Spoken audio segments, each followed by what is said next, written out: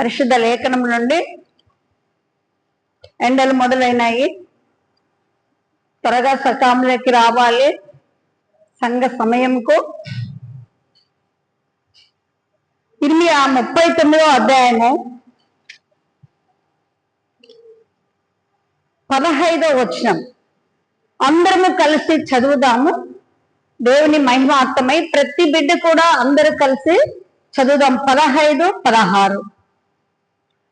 ఇర్మియా బందీ గృహశాలలో నుండగా యెహోవా మాట అతనికి ప్రత్యక్షమై ఇలాగ సెలవిచ్చెను, నీవు వెళ్ళి కూషీయుడగు ఎబెద్మెలెకుతో ఇట్లన్నా, ఇశ్రాయేలు దేవుడును సైన్యములకు అధిపతియగు యెహోవా ఇలాగ సెలవిచ్చుచున్నాడు, మేలు చేయుటకే కాక కీడు చేయుటకై నేను ఈ పట్టణమును గూర్చి చెప్పిన మాటలు నెరవేర్చుచున్నాను.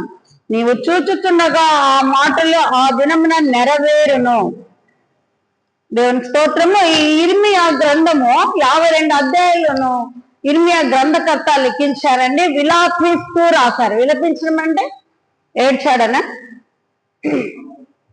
బాధతో. ఎవరి కొరకు? పరిశుద్ధులైన ఆత్మల కొరకు, ప్రవక్తల కొరకు, సంఘ కాపరుల కొరకు.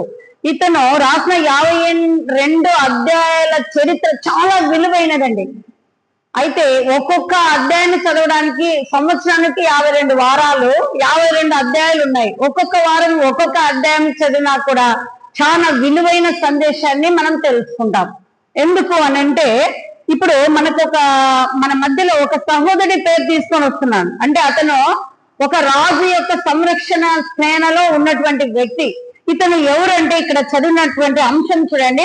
ఇర్మియా బందీ గృహశాలలో ఉండగా యెహోవా మాట అతనికి ప్రత్యక్షమై ఇలాగ సెలవిచ్చెను, నీవు